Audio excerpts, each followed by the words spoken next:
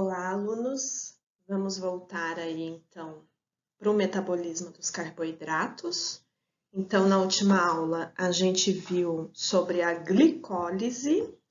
Então, vocês aprenderam que a molécula de glicose, que tem 6 carbonos, quando entra na célula, ela no próprio citoplasma, ela é quebrada ao meio, produzindo aí duas moléculas pequenas de 3 carbonos, que é o piruvato. A via que faz isso chama-se glicólise. Esse sufixo lise significa quebra. E durante essa quebra, a gente tem lá uma reação de oxidação, então duas moléculas de 3 carbonos são oxidadas, que é o gliceraldeído, e com isso, o hidrogênio que vai ser liberado dessa oxidação vai ser captado pelo NAD. Então, a gente tem aí a produção também de 2 NADH. Esse NADH vai ser importante porque essa coenzima ela vai transportar esse hidrogênio lá para a mitocôndria na cadeia respiratória. Tá? Então, a gente vai estudar hoje essa cadeia respiratória. Além disso, durante a glicólise, vocês viram que tem uma primeira etapa de preparo da molécula da glicose, onde a gente gasta 2 ATPs, porém, na segunda etapa, a gente consegue aí uma produção de 4 ATPs. Então, no final, essa via tem um saldo de 2 ATPs. Então, a gente coloca que nessa via, uma molécula de glicose é capaz de produzir 2 piruvatos, 2 ATPs e 2 NADH. Tá? Isso que é o importante vocês saberem dessa via. Além disso, vocês aprenderam que existe aí uma glicólise anaeróbica.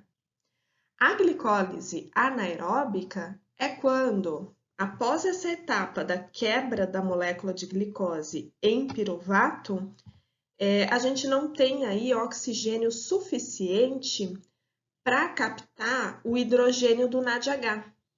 E a gente sabe que o NADH ele precisa deixar esse hidrogênio para alguém, para que essa coenzima possa retornar na via glicolítica para recolher mais hidrogênios. Imaginem que isso acontece de forma muito rápida.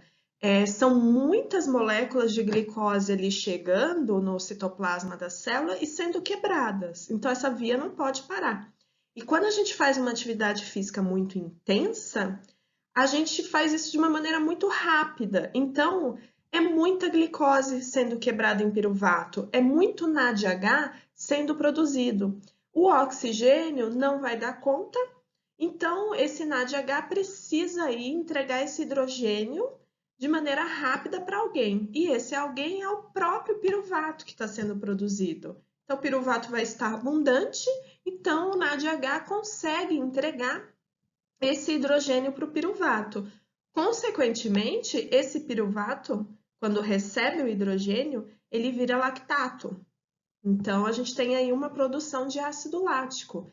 E o NADH entregando o hidrogênio, o NAD pode retornar lá na via glicolítica, para continuar fazendo essa via funcionar. Ou seja, quando a gente pensa na glicólise anaeróbica, é isso a via completa, tá? É a glicose chegando em piruvato e depois piruvato sendo convertido em lactato. Finaliza a via anaeróbica. A via aeróbica, a gente vai continuar na aula de hoje. Ela não para por aí. Por quê? Porque o piruvato, ele vai sofrer outras reações, tá? Aí a gente vai ver que tem o ciclo de Krebs ainda para a gente estudar e ainda tem a cadeia respiratória, que é onde o oxigênio está lá esperando o NADH, tá?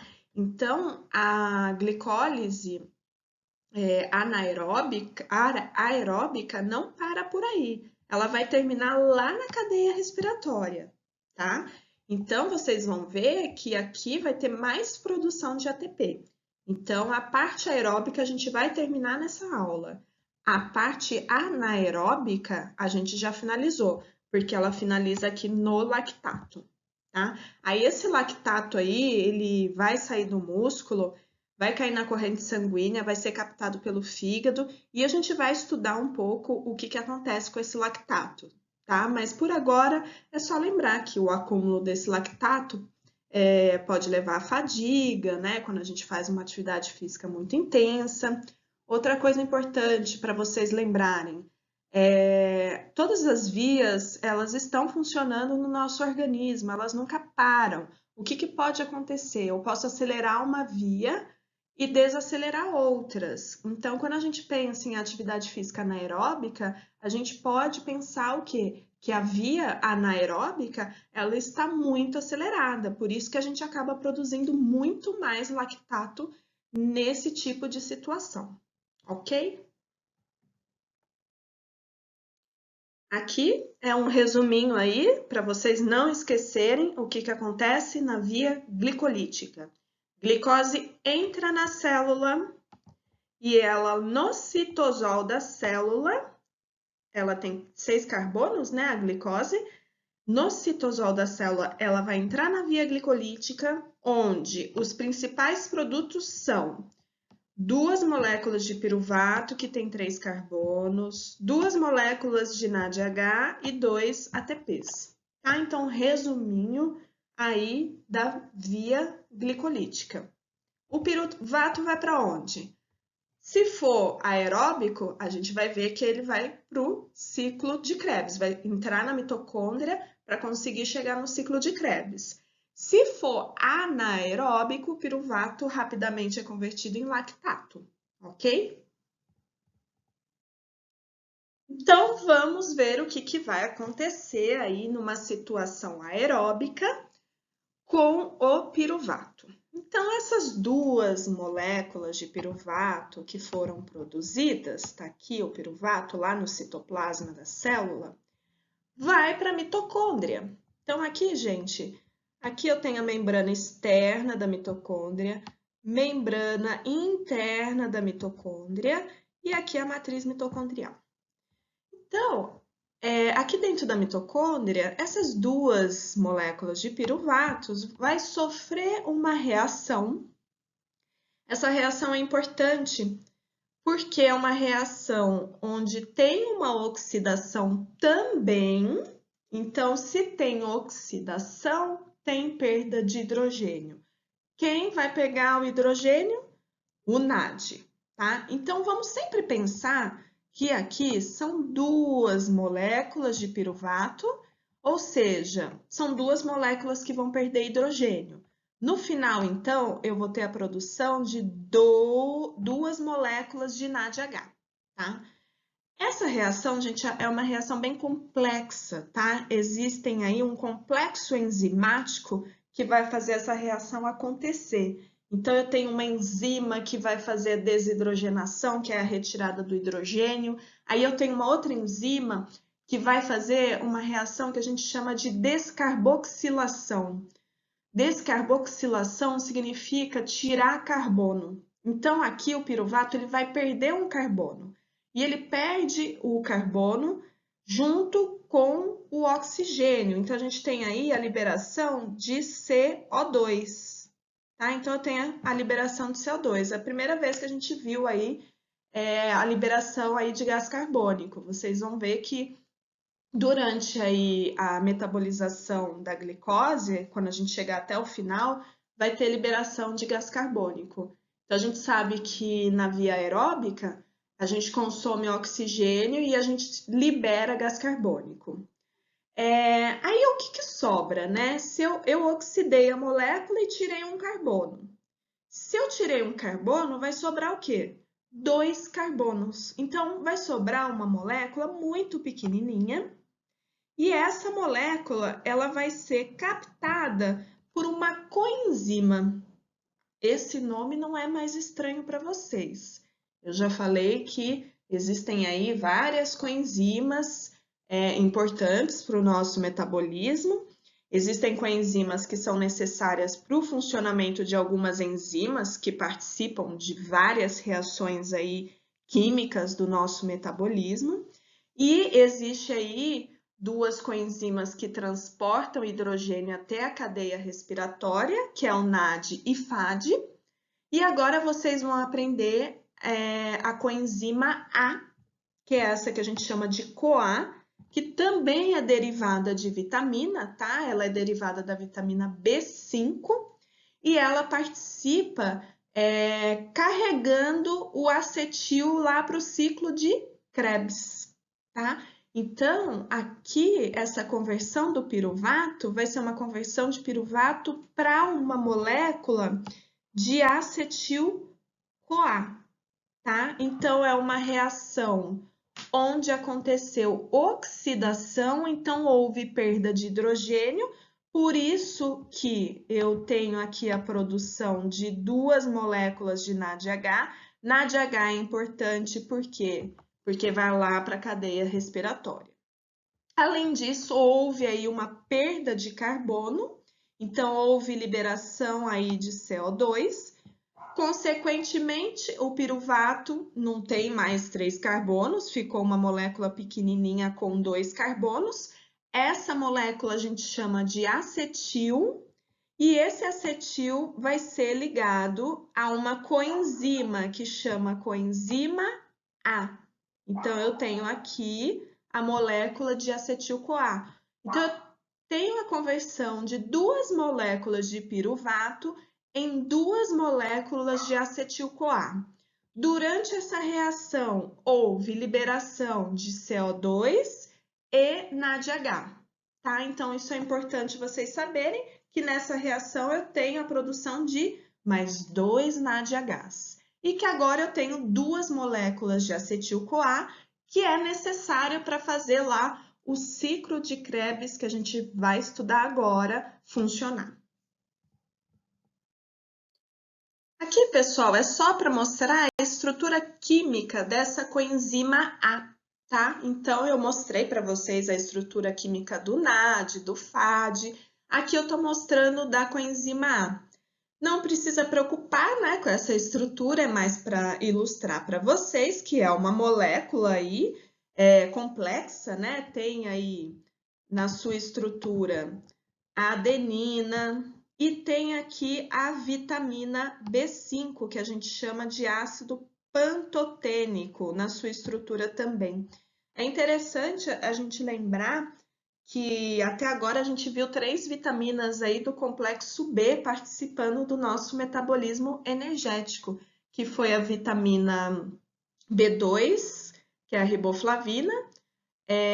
Vocês viram também a nicotinamida, que é a vitamina B3, e a vitamina B5, que é o ácido pantotênico, tá? Então, vejam que vitaminas do complexo B são importantes aí para o funcionamento do nosso metabolismo energético. Então, para ilustrar aqui a estrutura química da coenzima A, que a gente chama de CoA. Agora, vamos dar uma reforçada aí na reação de conversão do piruvato em acetil-CoA. Então, vamos ilustrar isso aí melhor para vocês, tá? Então, o que está acontecendo nessa reação? Uma reação super complexa, tá, pessoal? Eu não vou detalhar a participação de cada enzima, existem várias enzimas trabalhando aí nessa reação, tá? Mas eu quero que vocês saibam, entendam o principal, o que acontece de mais importante aí nessa reação química. Então, aqui a gente tem a molécula aí de piruvato. Então, quando a gente olha para essa molécula, a gente observa aí que ela tem aí 3 carbonos. Primeira coisa, quando a gente olha para esse último carbono aqui, a gente percebe que é um carbono que tem aí 2 oxigênios. Isso aqui vai sair fora, tá? A gente fala que vai ser uma reação de descarboxilação, ou seja, tem uma enzima que vai tirar esse carbono com essas duas moléculas aqui de oxigênio fora. Consequentemente, a gente tem a liberação de CO2, tá? Então, isso é uma reação onde uma enzima vai fazer essa retirada. Ok. Além disso, quando a gente vê aqui, tem um hidrogênio. Tá? Então, aqui eu vou colocar em azul, tem um hidrogênio aqui dando sopa. Esse hidrogênio vai ser perdido. Então, eu tenho lá uma enzima que vai fazer a desidrogenação, a retirada desse hidrogênio daí.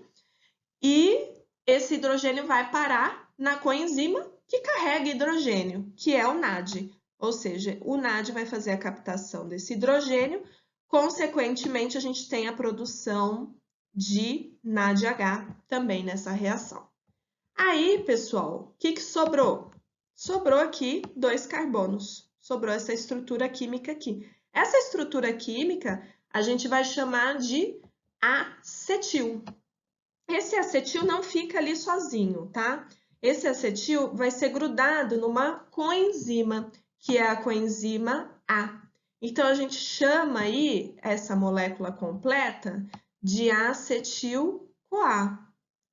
Então, é essa reação, tá? É uma reação bem complexa que eu resumi bastante para vocês, tá? Mas se vocês pegarem nos livros, vocês vão ver que é uma reação bem complicadinha, onde várias enzimas estão trabalhando, tá? Mas é importante aí vocês saberem, principalmente que na conversão de piruvato para acetil-CoA, eu tenho a produção de mais 2 moléculas de NADH, tá? Essa quantidade que eu dou para vocês é sempre pensando em uma molécula de glicose, tá? Então, lá na glicólise, uma molécula de glicose me deu aí como produto 2 moléculas de NADH e 2 piruvatos. Esses 2 piruvatos vão gerar 2 acetil-CoA e durante essa reação eu consigo produzir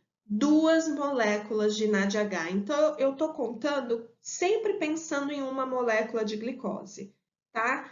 Mas pensem, pessoal, que as nossas células estão o tempo todo recebendo centenas aí de glicose, tá? Então, são muitas moléculas sendo produzidas. E isso acontece de forma muito rápida aí no nosso organismo. Agora a gente chegou no ciclo de Krebs, o famoso ciclo de Krebs. Krebs é o nome do pesquisador que estudou esse ciclo, descobriu esse ciclo, tá? O nome, vamos dizer, mais correto seria ciclo do ácido cítrico, tá? Mas acaba que a gente gosta de utilizar aí o nome Krebs. Eu acho que ele até assusta a gente, né? Quando a gente fala Krebs. Esse ciclo, pessoal, vocês podem, né, visualizar, é bem complexo, né? São várias reações químicas acontecendo de forma cíclica e o que a gente observa é que tem alguns produtos saindo daí. E é isso que é importante a gente saber. A gente não vai aprofundar em cada reação que está acontecendo, porém a gente tem que entender que algumas dessas reações geram produtos importantes aí para o nosso metabolismo energético. Então, vocês viram que a gente conseguiu produzir 2 moléculas de acetil-CoA. Então, a coenzima A, ela traz esse acetil até esse ciclo, tá? Esse acetil, né, que são aqueles 2 carbonos, vai se juntar a essa molécula que já está aqui no ciclo, tá? Que chama oxaloacetato. Não precisa preocupar aí com esse nome. Então, essas 2 moléculas se juntam, tá? O oxaloacetato tem 4 carbonos e o acetil tem 2. Então, eu vou formar aí uma molécula que chama citrato. Citrato, pessoal, é a mesma coisa que ácido cítrico, tá? A mesma coisa que eu contei para vocês, que na química a gente pode ter 2 nomenclaturas para ácidos. A gente viu que o ácido pirúvico é a mesma coisa que piruvato, que ácido lático é a mesma coisa que lactato, o citrato é a mesma coisa que ácido cítrico, tá? Então, por formar essa molécula aí de citrato, vocês vão ver que nos livros, esse ciclo, ele pode, então, ser chamado de ciclo do ácido cítrico, tá? Ou, se vocês preferirem, eu acho que a maioria das pessoas preferem, chamar de ciclo de Krebs. Beleza, formou essa molécula aí de citrato, e essa molécula vai seguir aí na via, tá? Então, ela vai ser transformada numa molécula parecida, tá? Uma molécula isômera, que é o isocitrato, tá? Não precisa preocupar, é apenas uma modificação de posição de uma hidroxila, tá? Mas não preocupem. Mas aí de isocitrato para alfa-cetoglutarato, nessa próxima reação, é uma reação interessante, porque ela vai gerar alguns produtos. É uma reação de oxidação, então vai gerar aí a molécula de NADH, então isso é importante. NADH a gente vai utilizar na cadeia respiratória e vai ter a perda aí de um carbono, vai ter uma descarboxilação também. Então, se a gente olhar esse carbono com esses dois oxigênios aqui, eles vão sumir, vão ser liberados na forma de gás, CO2. Tá? Então, a gente tem liberação de CO2 aqui também. Pensem que a gente está olhando sempre para uma molécula de glicose. Então, quando eu falo nessas reações, vamos pensar que elas estão ocorrendo para uma molécula de glicose duas vezes. Então, aqui é importante a gente contabilizar que foram produzidas duas moléculas de NADH. Vamos seguir. Foi produzida, então, essa molécula aqui, que a gente chama de alfa-cetoglutarato. E, novamente, eu vou ter mais uma reação, onde vai ter mais uma oxidação, então eu vou ter a liberação de NADH e mais uma descarboxilação. Então, a gente vai ver que esse carbono com esses dois oxigênios aqui, ó, vão ser perdidos também. Então, eu vou ter liberação aqui de mais gás, de CO2. Pensem que isso vai acontecer duas vezes, então a gente contabiliza aqui sempre duas moléculas de NADH, tá? Que a gente vai utilizar na cadeia respiratória. Aí, de succinil-CoA, ou seja, tem novamente a entrada da coenzima A aqui, a gente consegue converter para succinato e durante essa conversão é possível ter a produção de ATP, tá? Então, nessa reação a gente produz um pouco de energia. Se a gente pensar sempre em dobro, né? Aqui a gente consegue produzir duas moléculas de ATP. Então, vocês vão ver que no ciclo de Krebs, para uma molécula de glicose, pensando lá, a gente consegue produzir apenas 2 ATPs. Então, até agora, se a gente pensar na via aeróbica, na glicólise a gente produziu 2 ATPs e aqui no ciclo de Krebs 2 ATPs, o que me dá 4. Pouca coisa. Vocês vão ver que a cadeia respiratória é que vai produzir a maior parte aí dos ATPs da via aeróbica, ok? Então, vamos seguir. É só uma observação que eu acho que quem pega os livros pode ser que veja que nessa reação succinil-CoA para succinato há a produção de GTP, tá? Vamos pensar que GTP é a mesma coisa que ATP, tá? A diferença é que o G é de guanina e o A é de adenina. Rapidamente, o nosso corpo pega essa guanina e converte em adenina, aí a gente tem o ATP. Eu não fico aprofundando nisso porque eu não acho que é tão importante.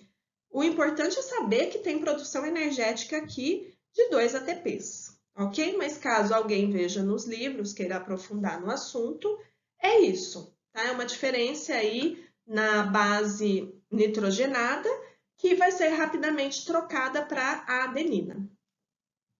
Aí, continuando a via, a gente tem aí o succinato, que vai para fumarato. Aqui, pessoal, eu tenho mais uma oxidação. Só que aqui, lembra que eu falei que tem o NAD e o FAD? Até agora a gente não viu a participação do FAD. O FAD participa aqui. Então, quem vai captar aí o hidrogênio dessa oxidação aqui vai ser o FAD. Então, aqui a gente tem a produção de duas moléculas de FAD. Aí, de fumarato, a gente tem uma reação até malato, não preocupem-se, tá? Com os nomes dessas moléculas químicas. E depois de malato, a gente consegue ter a conversão para oxalacetato. Aí, nessa conversão, eu tenho mais uma oxidação, então eu tenho mais molécula de NADH sendo produzida. Sempre duas, ok? Aí, pessoal, isso aqui não para. Vai chegar acetil aqui e o oxalacetato vai juntar com acetil e o ciclo continua. Isso não para, tá? Então, vejam que ela ocorre de forma cíclica. Então, o que é importante vocês entenderem aí desse ciclo tão complicado? Por enquanto, é importante vocês saberem que é um ciclo que produz muitas moléculas energéticas, que são NADH, FADH e o próprio ATP, a própria energia. Então, se a gente contabilizar para uma molécula de glicose que me gerou 2 piruvatos, que me gerou 2 moléculas de acetil-CoA, a gente consegue produzir num total aqui 2, 3, 4, 5, 6 NADHs. Então, 2 aqui, 2 aqui, 2 aqui. Então, a gente consegue produzir 6 moléculas de NADH, vai tudo para a cadeia respiratória, 2 moléculas de FADH e 2 ATPs, tá? Eu tenho liberação também de CO2, mas é importante aqui para o metabolismo energético a gente saber aí quais são as moléculas energéticas produzidas no ciclo de Krebs. 6 NADH, 2 FADH e 2 ATPs, ok?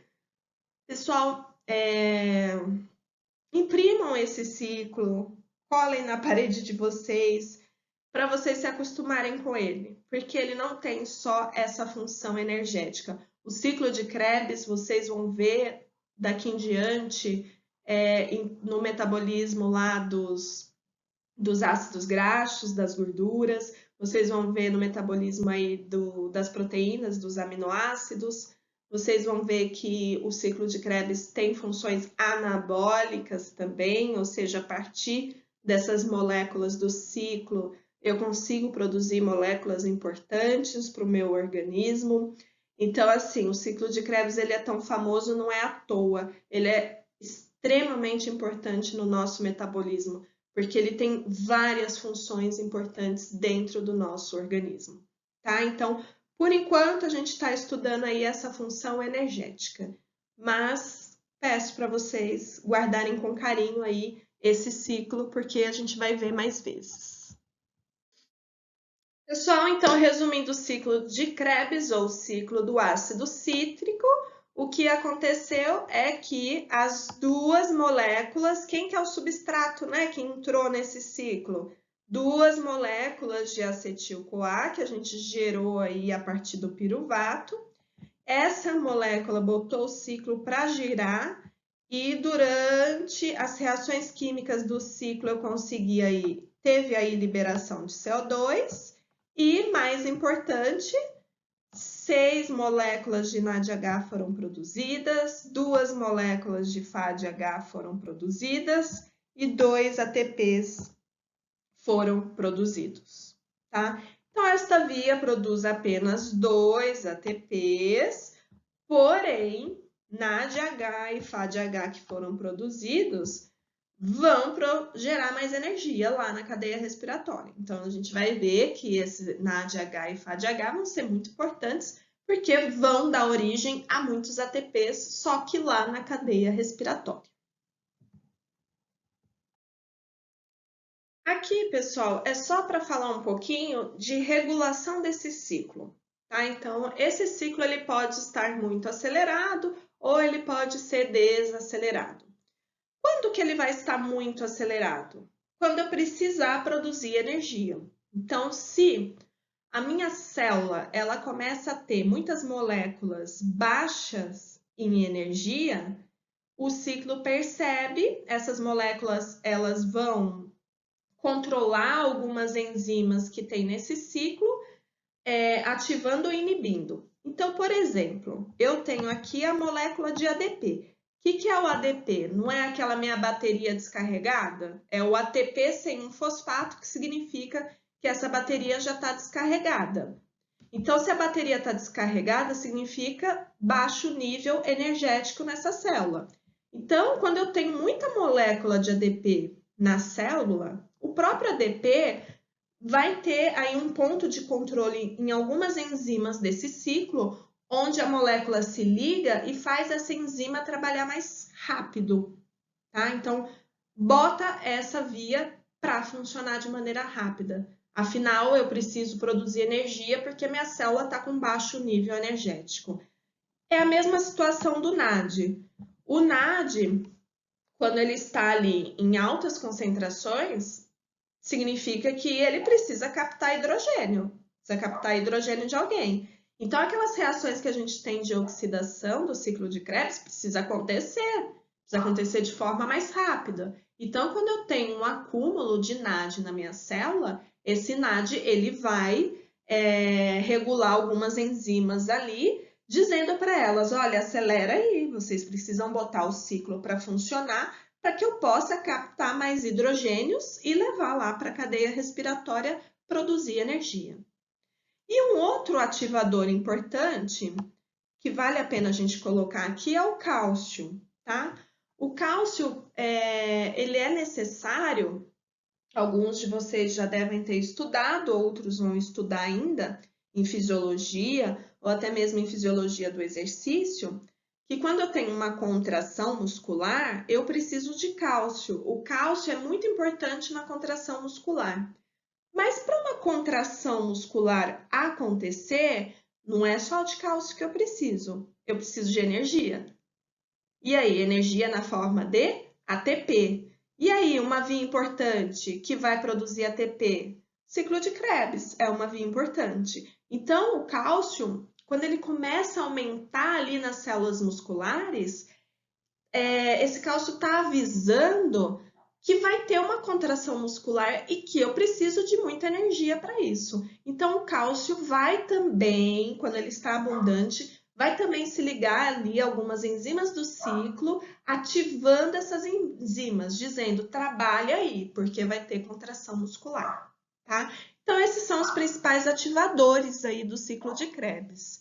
Agora, vamos imaginar numa situação oposta. Minha célula já está cheia de ATP, então ela está entupida de ATP.